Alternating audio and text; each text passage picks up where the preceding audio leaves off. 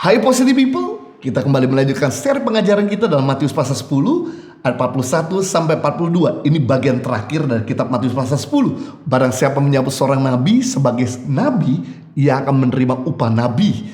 Dan barang siapa menyambut seorang benar sebagai orang benar, ia akan menerima upah orang benar. Dan barang siapa memberi air sejuk secangkir saja pun kepada seorang yang paling kecil ini, karena ia muridku, aku berkata kepadamu, sesungguhnya ia tidak akan kehilangan upahnya daripadanya. Yesus sedang memberikan sebuah peringatan kepada murid-murid dan kepada kita semua untuk kita dapat menyambut. Kata menyambut di sini artinya memberi penghormatan, memberi nilai tambah atau mengasihi. 3 tipe orang. Yang pertama, seorang nabi. Siapa dia? Seorang memberikan direction, arah. Seorang memberikan correction, teguran. Seorang yang mengajar. Seorang yang mendidik, yang mengcoaching kita. Siapa mereka? Bisa saja pimpinan, bisa saja orang tua kita, bisa saja hamba-hamba Tuhan, bisa saja gembala kita, bisa saja mentor kita. Kita perlu menyambut mereka. Kata menyambut mereka itu artinya terbuka, menerima. Kita bisa memberkatinya, kita bisa melakukan apa yang disampaikannya. Karena orang rendah hati adalah orang yang mau ditegur dan dibimbing. Sedangkan orang yang sombong adalah orang yang tidak mau ditegur dan tidak mau dibimbing. Kenapa seringkali kita salah mengambil keputusan? Kenapa seringkali kita buat perbuatan yang keliru? Karena waktu kita mengambil keputusan, kita punya informasi yang terbatas pada saat itu. Sedangkan pimpinanmu, sedangkan orang yang memberikan direction dan correction bisa memberikan informasi yang lengkap supaya kita nggak perlu ngambil keputusan yang keliru. Mereka bisa memberikan pandangan angle yang komplit sehingga kita bisa punya cara pandang yang lebih luas dan kita terhindar dari kesalahan. Yang menarik, semua tokoh-tokoh sukses dalam Alkitab, mereka adalah orang-orang yang selalu mendengar mentor-mentor mereka. Mereka adalah seorang yang mendengar nabi-nabi mereka. Mereka adalah seorang mendengar penasihat-penasihat mereka. Tidak ada Yosua yang bisa memimpin bangsa Israel masuk tanah perjanjian kalau dia tidak pernah dimentor oleh Musa selama 40 tahun. Dan tidak ada Musa bisa mengeluarkan bangsa Israel dari perbudakan kalau dia tidak pernah dimentor oleh mertuanya Yitro selama 40 tahun. Tidak ada Elisa bisa bikin mujizat 14 kali kalau dia tidak pernah dimentor di 4 kota berbeda oleh Elia. Dan tidak ada Elia bisa bikin mujizat sampai 7 kali kalau dia tidak pernah dimentor oleh nabi-nabi di gua-gua. Tidak ada Timotius yang pandai berbicara, tajam dalam pemikiran kalau dia tidak pernah dimentor oleh Paulus. Dan tidak ada Paulus yang bisa menulis hampir 2/3 kitab perjanjian baru kalau dia tidak pernah dimentor belasan tahun sama hamba-hamba Tuhan di Tiranus. Berarti kita bisa melihat semua orang sukses adalah orang-orang yang punya nabi-nabi, yang menyambut mentor-mentor, yang menyambut pendidik-pendidik, yang rendah hati menerima correction. Bahkan di dunia ini pun tidak ada orang yang berhasil tanpa pelatih. Tidak ada Michael Jordan tanpa Phil Jackson. Tidak ada Cristiano Ronaldo tanpa Sir Alexander Ferguson. Itu sebabnya ketika kita menyambut seorang nabi, seorang mentor, seorang pendidik, maka kita menerima upah nabi. Kita akan menerima upah pendidik. Kita akan menerima upah kepemimpinan. Kita akan menerima upah hikmat. Dalam masa COVID-19 ini, jangan kita tinggalkan mereka yang pernah membimbing kita, menuntun kita. Karena kalau mereka gak disupport dalam masa-masa seperti ini, mereka akan stres. Mereka akan lemah dalam melayani pekerjaan Tuhan. Dan dah heran, sebagian besar banyak hamba Tuhan, gembala sidang di Amerika, mereka mengakhiri dengan bunuh diri. Karena memang di Amerika ada 2 pekerjaan paling stres. Yang pertama dokter surgery, dokter operasi, karena salah operasi bisa bikin orang lain mati. Yang kedua yaitu pastor gembala sidang. Kenapa? Karena seorang gembala dia harus mikirin dirinya, dia harus mikirin keluarganya, Dia harus mikirin biaya kehidupannya. Dia harus mikirin firman Tuhan yang harus dibagikan di ibadah. Mereka harus mikirin bahkan jemaatnya. Bayangkan kalau jemaatnya atau pengerjanya selalu merongrong, menuntut, menyalahkan. No wonder kalau mereka stres. Tapi kalau mereka disupport dalam kondisi yang sulit, ini yang membuat mereka terhibur, dikuatkan. Dan saya percaya Anda akan terima pengurapan atau berkat seorang hamba Tuhan.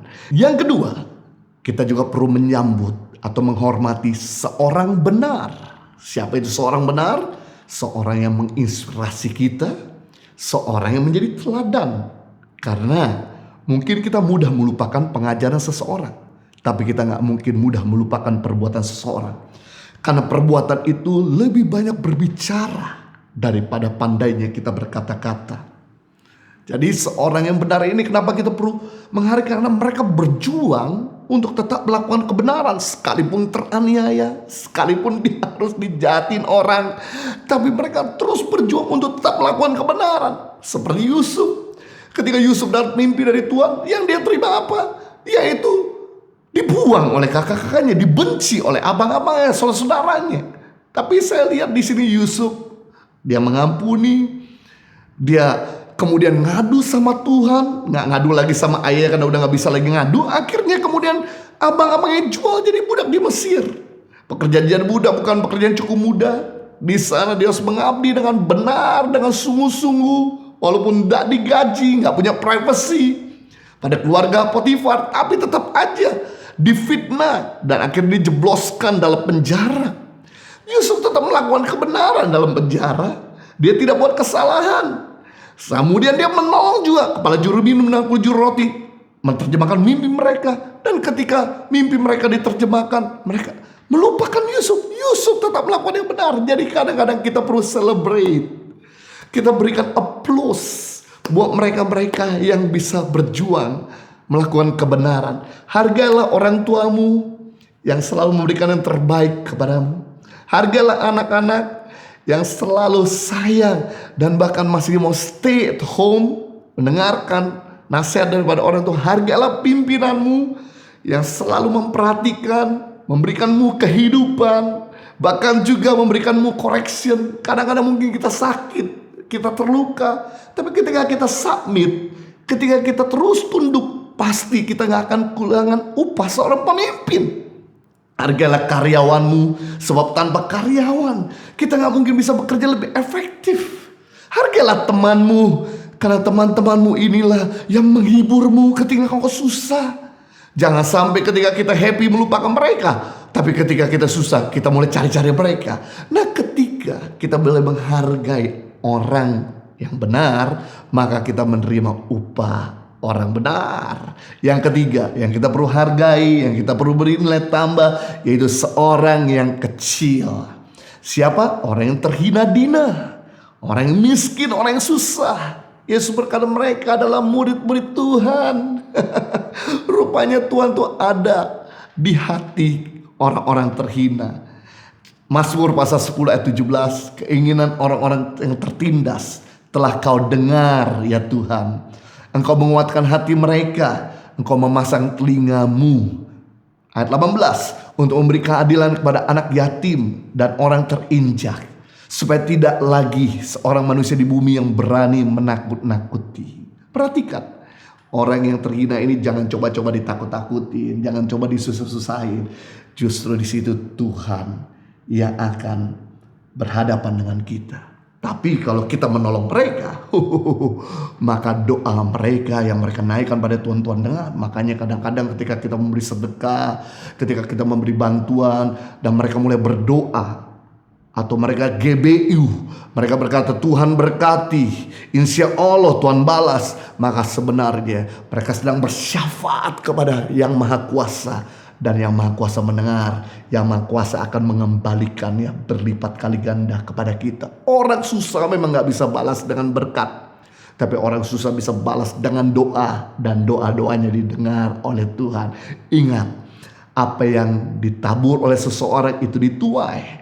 Jadi kita menuai dari apa yang kita tabur. Ketika kita menabur sedikit, menuai sedikit. Ketika kita menabur banyak, kita menuai banyak. Apa yang terjadi kalau kita menabur harta, maka kita akan menuai harta. Apa yang terjadi kalau kita menuai makanan, maka kita akan menuai makanan. Apa yang terjadi kalau kita menabur perhatian kepada orang-orang susah, kepada orang-orang putus asa, maka kita ketika susah akan menuai perhatian. Ketika kita menabur kesehatan pada orang yang sakit, maka kita akan menuai kesehatan. Jadi orang yang memperhatikan orang kecil, orang terhina, orang tersebut akan menerima upah yang besar dari Tuhan. Mereka diberkati di bumi, mereka diberkati juga di surga. Jadi mari hargai, mari sambut.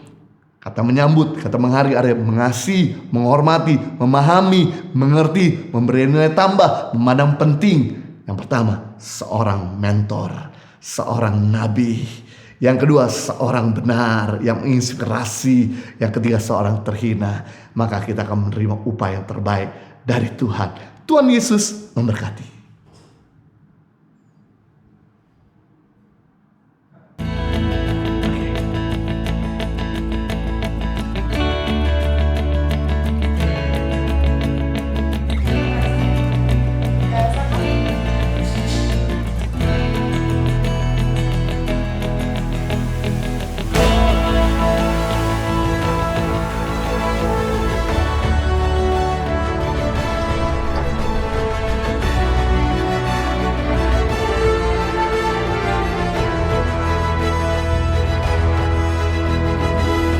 Suka duka, perjalanan tangan pengharapan dalam membangun pendidikan di pelosok tanah air Indonesia.